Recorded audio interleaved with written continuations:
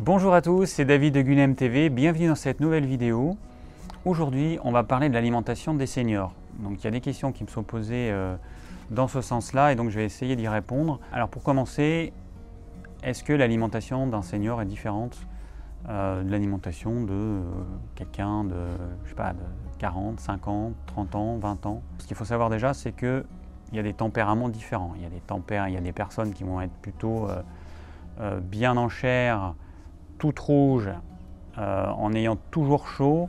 Il y a des personnes qui vont avoir le teint pâle, qui vont avoir aussi des kilos en trop, mais ce sera pas mal de l'eau, ces tempéraments lymphatiques, et qui auront tendance à être frileuses. Il y a des personnes qui seront hyper maigres, un tempérament nerveux, qui ont tendance à être maigres, avoir plutôt par exemple les mains sèches, alors que le tempérament les mains froides et sèches, alors que le tempérament lymphatique, il aura plutôt les mains froides et humides et moites. Voilà, donc on est tous différents, enfin en tout cas il y a des catégories de personnes qui sont différentes. Et puis après, c'est vrai qu'on ne va pas forcément pouvoir manger la même chose à mesure qu'on avance en âge. Alors il y a le cap de la quarantaine, qui est un cap pour pas mal de personnes. Ensuite pour les femmes, il va y avoir la ménopause. Avec la diminution de la production d'œstrogènes, il va y avoir un déséquilibre. Alors les oestrogènes, ils avaient tendance à freiner un petit peu l'action de l'insuline. Et puis quand la femme est ménopausée, il n'y a plus ces oestrogènes et donc l'insuline, elle aura tendance à être plus forte. Et donc les personnes auront tendance à prendre du poids. Je rappelle que l'insuline, c'est l'hormone du stockage. Donc les personnes auront tendance à prendre du poids parce que cette insuline qui sera produite en même quantité qu'avant, mais comme il n'y aura pas les oestrogènes, et puis pour les hommes la testostérone qui a tendance à freiner, à diminuer l'action de l'insuline, et ben, les hommes et les femmes ont tendance à prendre du poids à partir d'un certain âge, à mesure que les niveaux d'hormones de type œstrogène pour les femmes et testostérone pour les hommes diminuent. Alors ce qu'il faut savoir, c'est que la prise de poids, elle est liée dans la majorité des cas par un excès de consommation de glucides. Donc les glucides, c'est quoi? C'est le pain, les pâtes, le riz, les pommes de terre, tout ce qui a un goût sucré, forcément tous les desserts sucrés. Donc c'est aussi bien les sucres complexes que les sucres rapides. Et donc du coup, les personnes qui ont envie de limiter la prise de poids, il va falloir qu'elles diminuent la quantité de glucides, mais en même temps qu'elles augmentent la quantité de bons gras. Parce que si on ne fait que diminuer la quantité de glucides, les glucides, ça reste quand même des aliments qui ont un assez fort pouvoir calorique. Si vous diminuez la quantité de glucides sans augmenter la quantité de gras, vous allez diminuer la quantité d'énergie que vous allez apporter à votre corps, vous allez passer en régime hypocalorique, vous allez vous affamer, et puis votre corps il va dépenser moins d'énergie, et du coup, à un moment donné, vous allez arrêter de perdre du poids parce que votre corps il va dépenser moins d'énergie. Donc ensuite, il y a différentes études qui ont montré qu'à quantité de calories égale, les personnes qui mangent plus de glucides sont celles qui vont moins maigrir ou pas maigrir par rapport aux personnes qui mangent peu de glucides et qui compensent cette baisse des glucides par du bon gras.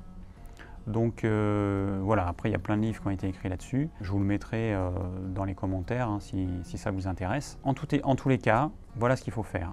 Si vous avez tendance à prendre du poids, eh bien, vous allez diminuer votre quantité de glucides. Alors vous allez diminuer quelle quantité? Vous verrez bien. Vous allez diminuer progressivement.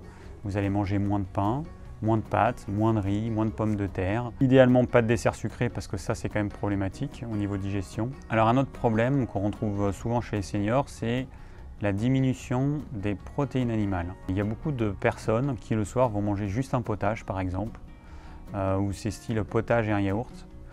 Et du coup c'est des personnes qui vont manger peu caloriques, qui vont manger majoritairement des glucides, et qui ne vont pas manger suffisamment de protéines animales. Alors ce qu'il faut savoir, c'est qu'à mesure qu'on avance en âge, forcément, notre tube digestif devient de moins en moins performant.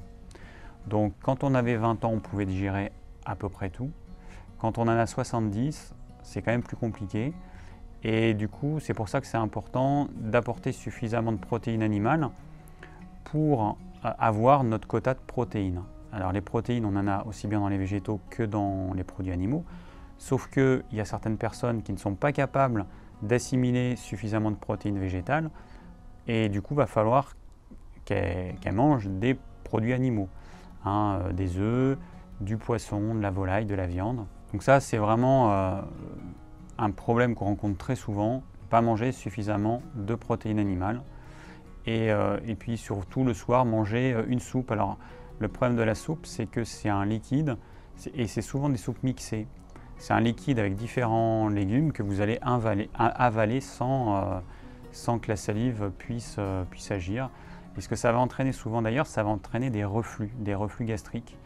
Tout simplement parce que vous mettez beaucoup de liquide. Avec l'âge, votre estomac il est moins performant. Donc ça va diluer les sucs digestifs. Et en plus, le fait que ce soit une soupe mixée, eh bien, ça va être plus difficile à digérer parce que la salive n'aura pas eu le temps de faire son travail. Et c'est pour ça que je conseille plutôt de manger une soupe avec des légumes en morceaux. D'un côté, vous buvez le bouillon et puis de l'autre côté, vos légumes, vous allez bien les mâcher.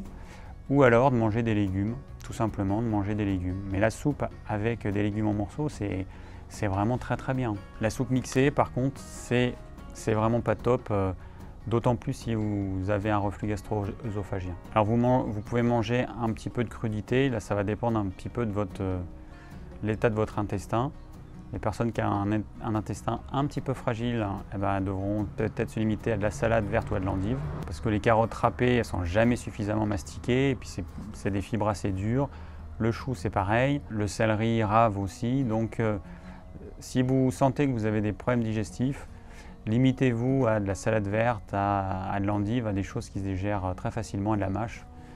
Mais supprimez les crudités qui sont trop dures. Et peut-être vous pouvez vous faire un petit jus de légumes avec ce type de légumes, carottes, choux, fenouil, céleri, etc. Voilà, tous les légumes de saison, betterave rouge, enfin betterave. Vous pouvez vous faire un petit jus de légumes, pris en petite quantité, ça peut être pas mal, pas trop d'un coup, parce encore une fois, tous crus, ça peut poser des problèmes à certains. Donc un demi-verre à un verre maxi. Donc pour votre repas, vous pouvez prendre une crudité, ou bien vous pouvez prendre une soupe avec des légumes en morceaux, ça c'est l'idéal. Ensuite, pour le plat, vous allez prendre un petit morceau de poisson, 100 g de poisson, 100 g de volaille, 2 œufs et un petit morceau de viande. Et puis vous allez accompagner ça avec des légumes cuits. Donc vous prenez des légumes de saison. En été, vous avez la courgette, l'aubergine, et puis en hiver, vous aurez du poireau, des oignons. Le chou cuit, bon, faut faire attention parce que ça peut poser des problèmes, mais vous pouvez prendre des courges par exemple. Vous avez le butternut, le potimarron, vous avez le potiron aussi. Voilà, vous prenez les légumes de saison, vous avez des blettes qu'on a en hiver au printemps. Après, si vous mangez des légumes surgelés, vous pourrez prendre des haricots verts par exemple. Du coup, la surgélation permet de pouvoir consommer des légumes toute l'année. Ce qui est en conserve, je le déconseille vraiment parce que c'est trop cuit. Cet excès de cuisson va entraîner une difficulté à digérer les protéines, alors surtout dans les produits animaux. Un produit qui a été conservé, qui a été stérilisé, une conserve, tout ce qui est protéines animales, c'est beaucoup plus difficile à digérer. Je vous laisse comparer la difficulté de digestion qu'on peut avoir avec une sardine en boîte et la facilité qu'on a à digérer des sardines fraîches qui ont été juste cuites à la poêle à l'étouffée. Alors donc vous allez manger donc des légumes, un petit peu de féculents farineux, un petit peu de riz complet, un petit peu de pommes de terre. Alors là il va falloir diminuer les quantités par rapport à peut-être ce que vous mangiez avant parce que ça va vous faire monter la glycémie et du coup ça va favoriser la prise de poids. Donc pas tous les jours, pas à tous les repas. Puis prenez plutôt des choses complètes si vous le pouvez. C'est vrai que le riz complet, c'est vraiment top. En ce qui concerne le pain, idéalement, il faudra arriver à s'en passer quand même. Surtout si vous mangez une céréale ou une légumineuse. Ça peut être du riz complet, ça peut être des lentilles, ça peut être des pois chiches, voilà, un petit peu ce que vous voulez. Il faut arriver quand même à pas additionner glucides plus glucides plus glucides plus glucides parce que sinon, c'est clair que ça va favoriser à terme le diabète de type 2, tout cet excès de glucides, et puis ça va vous faire prendre du poids. Alors ensuite en dessert, idéalement il ne faudrait pas prendre de dessert. Alors je sais que c'est pas évident, même c'est difficile pour certains. Il y a beaucoup de personnes qui ont besoin de prendre un produit laitier à la fin du repas, un yaourt, une crème dessert. Alors moi je déconseille les produits laitiers au quotidien. Alors après le plat, il y a des personnes qui prennent systématiquement du fromage. Donc ça, le côté systématique, je le déconseille. Les produits laitiers, on n'est pas censé en manger au quotidien, ça pose plein de problèmes. Si vous avez des problèmes rhumatismaux, des problèmes des maladies auto-immunes articulaires, spondylarthrite ankylosante, etc.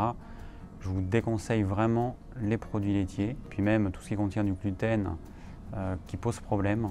Mais les produits laitiers au quotidien, c'est vraiment pas un bon truc pour les seniors. On nous fait croire qu'on a besoin de produits laitiers pour apporter suffisamment de calcium, mais ça c'est complètement faux. Je rappelle quand même que les Japonais et les Japonaises qui vivent vieilles, ne consomment pas de produits laitiers. Pourtant, ils n'ont aucun problème de fracture du col du fémur ou d'ostéoporose comme on peut l'avoir notamment en Europe. Donc le calcium, si l'être humain, je ne sais pas, mais si l'être humain avait besoin de lait pour pouvoir vivre, du lait d'autres espèces, ce serait quand même un problème. La nature, elle serait quand même très très mal faite. On n'a pas besoin de lait. On nous fait croire qu'on a besoin de lait parce qu'en France, on a une grosse industrie laitière. Donc c'est des histoires d'argent, tout simplement. Les médecins qui disent ça, ils sont payés par l'industrie et ils rabâchent toujours les mêmes bêtises. Mais quand vous allez voir d'autres pays dans le monde qui ne consomment pas de lait parce que ce n'est pas du tout dans leur culture, vous vous rendrez compte qu'ils n'ont pas de problème. Et comme par hasard, ceux qui en consomment le plus, comme par exemple les pays nordiques en Europe, ça va être ceux qui vont avoir le plus de problèmes articulaires. Donc enlevez-vous de la tête une fois pour toutes que l'être humain, c'est le seul animal sur Terre qui aurait besoin de produits laitiers pour bien vieillir. C'est faux et archi faux. Pendant 2,5 millions d'années, on n'a pas bu de lait, on n'a pas mangé de lait. Ou de dérivés. C'est uniquement avec l'agriculture qui est apparue il y a 10-12 000 ans qu'on s'est mis à élever, à cultiver les champs et ensuite à élever des animaux et à boire le lait de certains animaux. Mais à l'échelle de l'humanité, c'est une goutte d'eau, c'est infime. Pendant toute notre évolution, on n'a pas bu une goutte de lait. Et donc là, on nous fait croire que tout d'un coup, ça y est, ça fait je ne sais pas combien de dizaines d'années ou de centaines d'années, on nous fait croire que le lait c'est absolument indispensable si on ne veut pas avoir des problèmes articulaires. Moi j'ai jamais vu un animal sauvage faire de l'ostéoporose, je suis désolé, ça n'existe pas. Je rappelle quand même que l'ostéoporose, la définition, c'est une déstructuration de la trame protéique. Les os, il faut les voir comme un mur de pierre. Chaque pierre, c'est un minéral comme le calcium ou le magnésium par exemple. Et pour maintenir ces pierres entre elles, on va utiliser du ciment. Et le ciment dans les os sont des protéines. Alors si vous voulez un petit peu comprendre comment ça fonctionne, vous prenez un os et vous le mettez dans le feu. Donc si vous prenez un os cru, vous verrez qu'il est hyper dur, vous verrez que vous pourrez même le tordre un petit peu. Si vous le mettez à brûler dans un poêle ou dans une cheminée, vous allez voir que la partie protéique qui, elle, peut brûler, elle va être détruite par la chaleur et il va rester que les minéraux dans l'os. Et vous allez prendre votre os et vous allez voir qu'il va s'effriter dans vos mains. Si l'os a cette rigidité, c'est bien grâce aux protéines qui sont contenues dans l'os. Et l'ostéoporose, ce n'est pas un problème d'apport de calcium, c'est une déstructuration de la trame protéique. C'est comme si au burin, on s'amusait à enlever le ciment qu'il y a entre les pierres. C'est exactement ça l'ostéoporose. Et du coup, les pierres, forcément, elles ne tiennent plus. Il n'y a plus de ciment, il n'y a plus de mortier, donc elles tombent. L'ostéoporose, c'est exactement la même chose. J'ai fait une vidéo d'ailleurs qui parle de l'ostéoporose. Mais tout ça pour dire que les produits laitiers, on n'en a pas besoin. Qu'on ait 20 ans, 30 ans ou 70 ans, on n'en a pas besoin. C'est un aliment purement plaisir.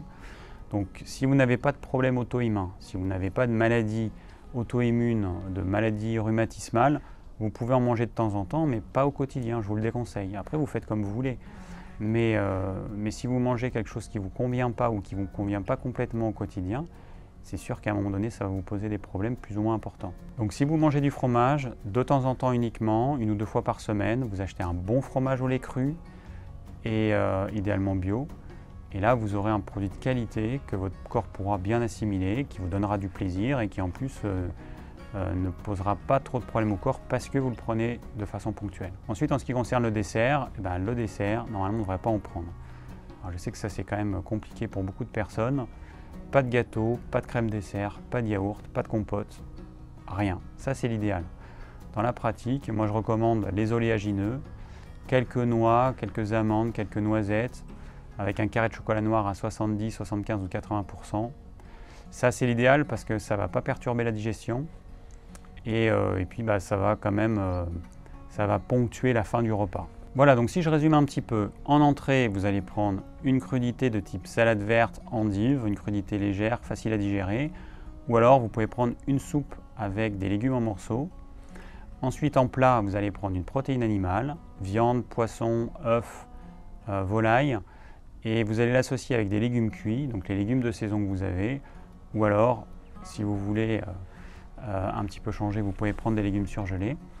Et un petit peu de céréales, de riz complet qui est très très bien. Vous pouvez prendre du sarrasin, vous pouvez prendre du quinoa, du millet. Voilà, vous pouvez prendre des pâtes. Je ne suis pas trop fan du gluten, mais vous pouvez prendre des pâtes complètes de temps en temps. Alors ensuite, pas de fromage idéalement, sauf ponctuellement, 1 ou 2 fois par semaine, si vous n'avez pas de problème articulaire notamment.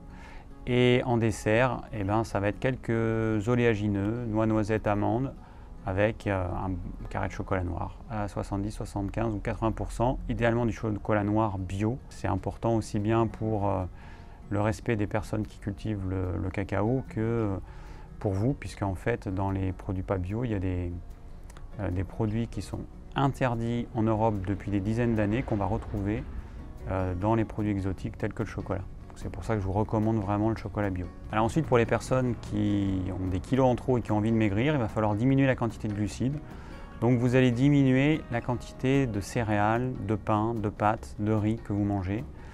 Et vous allez diminuer jusqu'à ce que vous perdiez du poids. Et en même temps, vous allez augmenter le bon gras. Vous allez augmenter la quantité d'huile d'olive, de beurre bio ou au lait cru, ça c'est l'idéal. D'huile de coco, vous allez augmenter le bon gras, vous allez diminuer la quantité de glucides et puis la quantité dépendra de vous parce que ça dépend de chacun. Hein, je ne peux pas donner un poids à chaque personne, je ne peux pas dire qu'il faut que vous mangiez 100 g de glucides par jour ou 50 g ou 20 g, ça va dépendre. Il y a des personnes qui avec 100 g arriveront à maigrir, il y a des personnes, il faudra qu'elles descendent peut-être à 20 g de glucides par jour, ce qui n'est pas beaucoup. Surtout qu'il y a des glucides dans les légumes verts aussi, il y en a moins évidemment que dans les céréales, dans les légumineuses, mais il y en a quand même. Et donc du coup, voilà, vous allez diminuer la quantité de glucides jusqu'à ce que ça fonctionne pour vous, jusqu'à ce que vous arriviez à maigrir. Et ensuite, vous allez vous maintenir à ce niveau de glucides, à peu près, c'est pas au gramme près par jour évidemment, mais bon, vous allez essayer de maintenir à peu près cette quantité de glucides. Et les personnes qui ont aussi un diabète de type 2, c'est vrai qu'idéalement, il faudrait diminuer la quantité de glucides et augmenter la quantité de bons gras. Merci d'avoir suivi cette vidéo, j'espère qu'elle vous aura plu et qu'elle vous aura donné une idée de ce que vous devez manger en tant que senior. Si vous avez des questions, n'hésitez pas à les laisser en commentaire. Si vous désirez recevoir gratuitement mes conseils pour une alimentation saine, cliquez sur le lien ci-dessous. Et je vous dis à très bientôt pour de nouvelles vidéos.